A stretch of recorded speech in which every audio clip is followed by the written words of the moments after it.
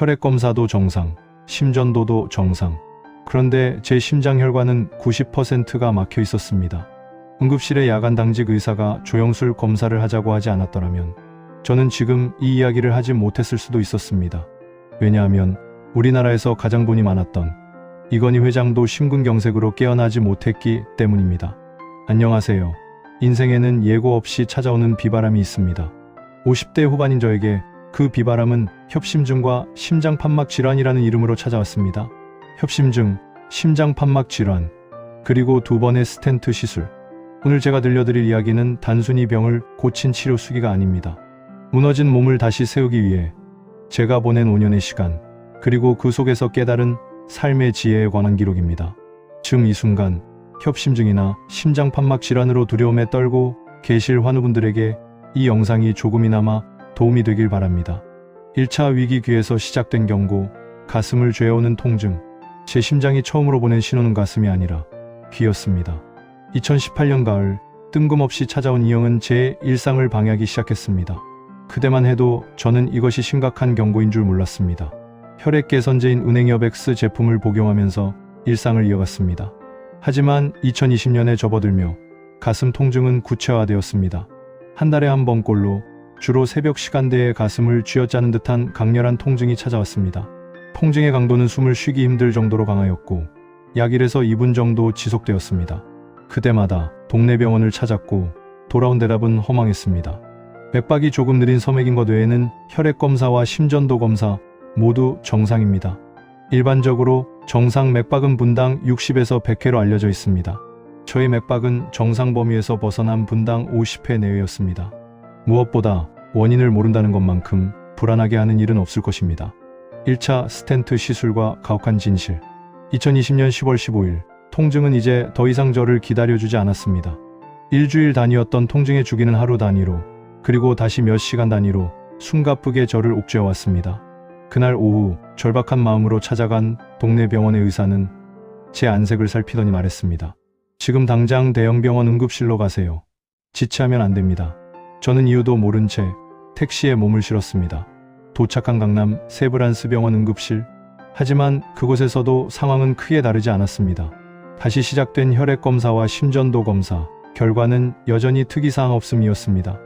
응급실 침대에 누워 수액을 맞으며 천장을 바라보던 그 시간, 저는 생각했습니다. 내 몸은 아파 죽겠는데 왜 기계는 아무 일 없다고만 할까? 답답하기만 했습니다. 그때였습니다. 한 젊은 야간 당직 의사가 제 침대 곁으로 다가왔습니다. 그는 제가 털어놓는 구체적인 통증의 양상에 집중했습니다. 한참을 고민하던 그가 말했습니다. 환자분, 검사 수치상으로는 문제 없습니다. 하지만 환자분이 호소하시는 그 가슴을 쥐어짜는 통증은 전형적인 협심증의 신호입니다. 수치가 나타내지 못하는 진실이 있을 수 있습니다.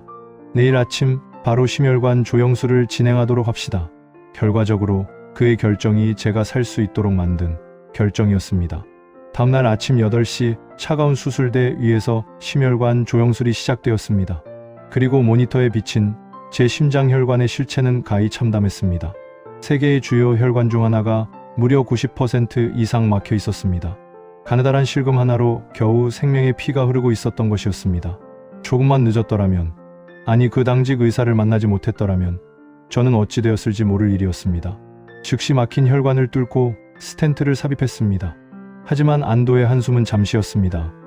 그날 오후 심장 초음파 검사를 실시하였습니다. 심장 초음파 검사 결과는 심장판막의 심각한 기형이라는 사실이었습니다. 사람의 심장판막은 원래 세 가닥으로 이루어져 꽃 모양처럼 열리고 닫히는 것이 정상입니다. 그런데 제 판막은 선천적으로 2가닥뿐인 이업성 판막이었습니다. 그마저도 2가닥 중 한 가닥은 이미 석회화가 진행되어 돌덩이처럼 딱딱하게 굳어져 가고 있다는 충격적인 사실을 알게 된 것입니다. 담당 의사는 지금 당장은 아니지만 결국은 심장 판막 전체를 교체하는 시술을 받아야 합니다. 그게 언제일지는 아무도 모릅니다. 라고 말하였습니다. 막힌 혈관을 뚫었다는 안도감이 채 가시기도 전에 가슴 속에 시한폭탄 하나를 더 품게 된 기분이었습니다. 언제 터질지 모르는 심장 판막 교체 시술이라는 숙제. 그 말은 50대 후반인 저에게 청천벽력과 같은 시한부 선고처럼 들렸습니다. 2차 위기, 1년 만에 재발, 절망의 끝에서 세운 전략. 1차 시술 후 저는 나름대로 철저히 관리했습니다. 하지만 1년 뒤 정기검진 결과는 저를 다시 절망으로 밀어넣었습니다. 1차 시술을 했던 혈관의 다른 부위가 또다시 70% 이상 막힌 것이었습니다. 결국 저는 두 번째 스텐트 삽입술을 받아야만 했습니다. 그때 깨달았습니다. 어설픈 관리는 죽음으로 가는 길이다. 내 삶을 통째로 개조해야 한다. 저는 비상한 각오로 임했습니다. 그동안 조금씩 허용했던 밀가루, 돼지고기, 튀김 같은 기름진 음식들을 제 식단에서 영구 제명했습니다. 단순히 안 먹는 것이 아니라 제 몸을 살리겠다는 마음으로 식단을 개조했습니다. 입의 즐거움보다 심장의 안녕을 먼저 생각하는 독한 전략. 이것이 제 치유의 첫 번째 기둥이었습니다. 심장을 자극하는 나만의 방식, 운동. 다음은 운동이었습니다. 담당 의사에게 심장에 좋은 운동을 물었을 때 그런 건 특별히 없습니다라는 무미건조한 대답을 들었습니다. 하지만 저는 생각했습니다. 심장도 근육이다. 적절한 자극과 압박을 가한다면 분명 스스로 살아날 길을 찾을 것이다. 그래서 제가 선택한 첫 번째 운동은 등산이었습니다.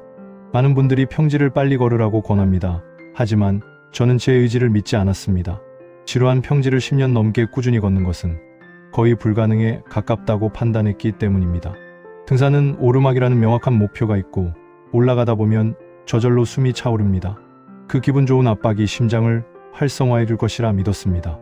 저는 집 근처 낮은 산을 매일 1시간씩 5년째 거르지 않고 꾸준히 오르고 있습니다. 두 번째는 맨발 걷기였습니다. 2022년 여름부터 시작한 맨발 걷기는 땅의 에너지를 몸으로 직접 받아들이는 시간이었습니다.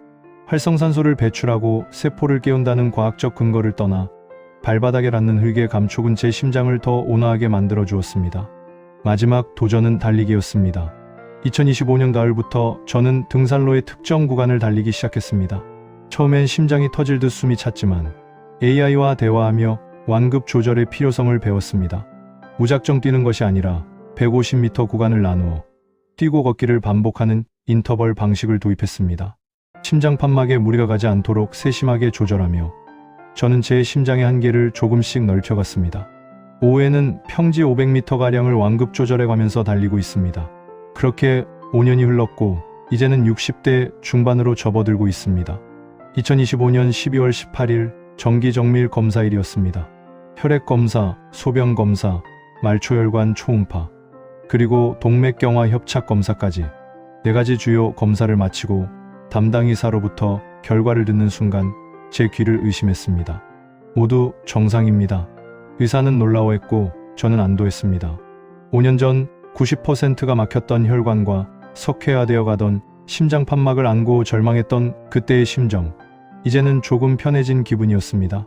그렇다고 심장 판막이 완전 정상인지는 아직은 모릅니다. 그러나 제 느낌으로는 심장 판막의 상태가 좋아지고 있는 것 같습니다. 그 이유는 몸이 보내는 신호를 제가 잘 알기 때문입니다.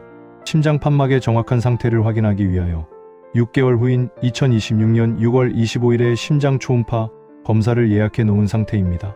제 목표는 살아있는 동안 심장 판막 교체 시술을 하지 않는 것입니다. 설령 해야 한다 하더라도 최대한 그 시기를 늦추며 지금처럼 건강한 일상을 누리는 것입니다. 저는 제 목표를 달성하기 위해 음식 조절과 꾸준한 운동은 한순간도 쉬지 않을 각오입니다. 저의 이 작은 기록이 여러분의 건강한 내일을 향한 작은 희망이 되길 바랍니다. 긴 이야기 들어주셔서 감사합니다.